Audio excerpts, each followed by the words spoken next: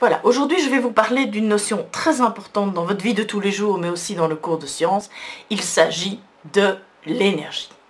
Vous-même, vous l'utilisez assez souvent, hein. Parfois, il vous arrive de dire que vous manquez d'énergie ou que vous mangez pour avoir de l'énergie, etc. Mais qu'est-ce que l'énergie précisément? Eh bien, l'énergie, c'est la capacité d'un corps à effectuer un travail. Alors depuis peu, vous savez ce que c'est un travail. C'est exercer une force qui déplace un objet. C'est-à-dire qu'un corps possède de l'énergie s'il est capable d'exercer une force qui déplace un objet. Est-ce que j'ai de l'énergie? Ben oui, parce que si je le veux, je suis capable de déplacer un objet. Dès qu'un corps possède cette capacité à déplacer un objet, il possède de l'énergie. Alors, comme vous voyez que l'énergie est liée au travail, l'unité de l'énergie, ce sera le joule, comme le travail, que l'on va donc noter par un grand J. Alors, vous vous souvenez, si vous regardez sur les emballages des aliments, vous verrez en effet l'énergie exprimée en joules ou en kilojoules. Je vous rappelle que 1 kilojoule, c'est 1000 joules. Mais vous avez aussi parfois une ancienne unité qui traîne, c'est la calorie. Une calorie correspond à 4,18 joules. Vous ne devez pas connaître hein, cette transformation, mais sachez que la calorie, c'est une ancienne unité de l'énergie qui est encore utilisée en diététique. N'oubliez pas que nous avons revu que sur les factures d'électricité, nous avons aussi les kilowattheures, qui sont une unité d'énergie. On avait revu ça au premier trimestre quand on a vu l'optique et plus précisément les différentes ampoules à acheter. Donc kilowattheure, calories, joules, ce sont 3 unités pour l'énergie, mais nous allons travailler avec l'unité du système international, c'est-à-dire avec le joule. Alors, petit exercice que nous allons faire ensemble. Est-ce que ces corps possèdent de l'énergie? Est-ce que vous possédez de l'énergie? Alors, j'ai déjà fait l'exercice tout à l'heure. Bah oui, parce que si on veut, on peut décider de déplacer un objet. Donc, nous avons cette capacité à exercer une force qui déplace un objet. Donc, nous avons de l'énergie. Est-ce que le vent possède de l'énergie?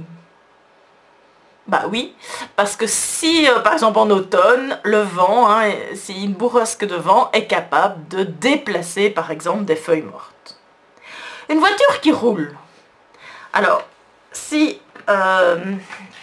vous mettez un obstacle, une voiture qui roule, est-elle capable de déplacer un objet? Bah oui, une voiture qui roule est capable de déplacer un objet, hein,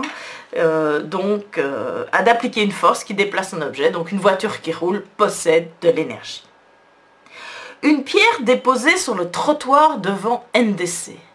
Est-ce que la pierre qui est déposée sur le trottoir devant NDC a la capacité d'exercer une force et de déplacer un objet? Non. La réponse est non. La pierre ne possède pas d'énergie. Alors maintenant, si vous chotez dedans, oui, vous lui aurez communiqué une énergie, elle aura la capacité hein, de déplacer l'objet qu'elle va rencontrer. Mais quand elle est immobile sur le trottoir, si vous n'y touchez pas, elle ne possède pas d'énergie. Alors, un marqueur qui est suspendu à une certaine hauteur. Alors, je prends mon marqueur, voilà, il est à une certaine hauteur. Est-ce qu'il est capable de déplacer un objet? Alors, si je mets ma main entre la feuille, mon banc et le marqueur, et que je lâche le marqueur, il est capable de déplacer ma main. Donc, le marqueur suspendu à une certaine hauteur possède de l'énergie. Parce que si on le lâche, il est capable d'exercer une force qui déplace des objets. Une personne qui est morte, est-ce qu'elle possède de l'énergie? Une personne qui est morte, malheureusement, n'est plus capable d'exercer une force qui déplace un objet ou de déplacer sa cage thoracique quand elle respire ou déplacer le sang dans son corps. Donc, elle ne possède plus d'énergie. De l'essence. Est-ce que de l'essence possède de l'énergie? L'essence est capable, si on la met dans les conditions de combustion, de déplacer une voiture. Donc oui, elle possède de l'énergie. Alors, vous l'avez vu précédemment, on parle souvent d'énergie solaire, d'énergie chimique, d'énergie nucléaire. Ce sont les différents réservoirs de l'énergie. Alors, le réservoir, on parle d'énergie solaire simplement parce que cette énergie appartient au soleil. On va parler de l'énergie musculaire quand l'énergie, elle appartient à vos muscles. Elle est dans vos muscles. Donc en fait, ce sont toutes des petites étiquettes qu'on colle aux énergies et qu'on appelle les réservoirs d'énergie. Mais 3 joules d'énergie thermique, ou 3 joules d'énergie musculaire, ou 3 joules d'énergie solaire, c'est toujours la même chose. Alors la meilleure comparaison, ce sont les pièces d'euros. Alors je vous ai amené aujourd'hui 4 pièces d'1 euro. Voilà. Alors, si je zoome un petit peu, vous voyez bien qu'il s'agit de 4 pièces d'1 euro. D'accord? Alors, si je les retourne,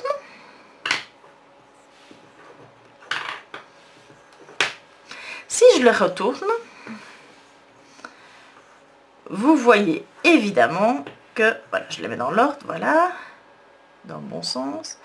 Vous voyez qu'elles n'ont pas les mêmes figures. Donc si je zoome, hop, elles n'ont pas les mêmes figures. Alors ce sont toutes les 4 des pièces de 1 euro, mais de l'autre côté, alors si ici j'ai zoomé, voilà, je vous ai fait un petit zoom. Si je zoome, l'autre côté nous indique quel pays a frappé la pièce. Donc ici, c'est la tête du roi précédent en Belgique, donc Albert II. Ici, c'est une pièce espagnole. Ici, une pièce croate. Et ici, une pièce autrichienne, c'est même Amadeus Mozart. Et donc, c'est chaque fois une pièce de 1 euro. Les 4 pièces ont la même valeur. C'est une pièce de 1 euro. Mais on indique quel est le pays qui l'a frappé. Eh bien, c'est la même chose pour l'énergie. 3 joules d'énergie nucléaire ou 3 joules d'énergie musculaire, c'est la même valeur en énergie, mais on dit simplement qui possède cette énergie. C'est pour ça qu'on parle d'énergie musculaire ou d'énergie nucléaire. Alors, dans votre cours, on utilise souvent la notation des diagrammes flèche-tuyau. Alors, de quoi s'agit-il? Alors, voici le genre de schéma qu'on appelle les diagrammes flèche-tuyau. Alors, le premier cas, c'est ce qu'on appelle un transfert d'énergie. Alors, on indique d'abord dans un rectangle le réservoir, donc le type d'énergie. Ici, il s'agit d'énergie thermique.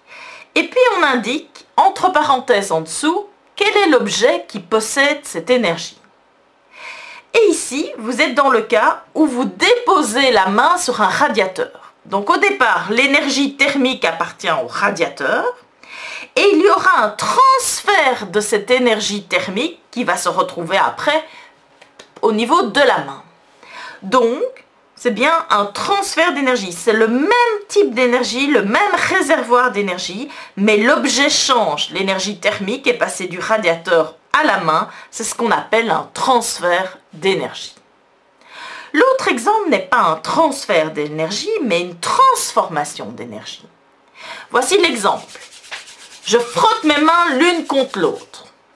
Au départ, j'ai de l'énergie musculaire qui appartient donc à moi, donc aux muscles. Et puis, cette énergie musculaire, si vous faites ça un certain temps, vous sentez que ça chauffe, va se transformer en énergie thermique que possédera la main. Ici, on parle bien de transformation d'énergie parce qu'on a changé le type d'énergie, on a ce qu'on appelle un changement de réservoir. Une notion très importante en physique dès qu'on parle de l'énergie, c'est le principe de la conservation de l'énergie. Dans un système isolé, l'énergie se conserve. Alors, comme on a vu précédemment, l'énergie peut se transférer d'un objet à un autre, l'énergie peut se transformer, mais l'énergie ne disparaît pas. Alors parfois l'énergie va se transformer en énergie de frottement qui ne sera plus visible, dont on ne verra plus les effets, mais elle se conserve. Donc dans un système isolé, l'énergie se conserve. Retenez bien ça, ça va nous être utile pour la suite du cours. Alors, dernier point aujourd'hui, travail et transfert d'énergie. Donc je répète, on a vu qu'il y avait un lien important entre le travail et l'énergie. Car un corps possède de l'énergie s'il est capable d'effectuer un travail. Alors vous avez vu précédemment le moyen de calculer le travail. Le travail d'une force, c'est la force parallèle fois le déplacement.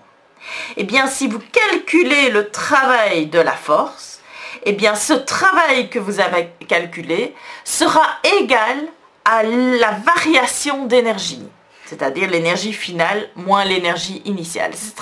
C'est-à-dire, le travail sera égal à l'énergie perdue ou gagnée. Alors, je m'explique. Je reviens avec mon petit chariot. J'exerce une force qui le déplace. Donc, j'exerce un travail. Alors, vous pouvez, si je vous donne le nombre de newtons, l'intensité de la force et le déplacement, vous pouvez me calculer le travail. Eh bien, pour faire ce travail, la quantité en joules de travail que vous avez mesurée sera égale à l'énergie que j'ai perdue pour déplacer le chariot. Donc le travail sera égal à l'énergie perdue ou gagnée. Voilà.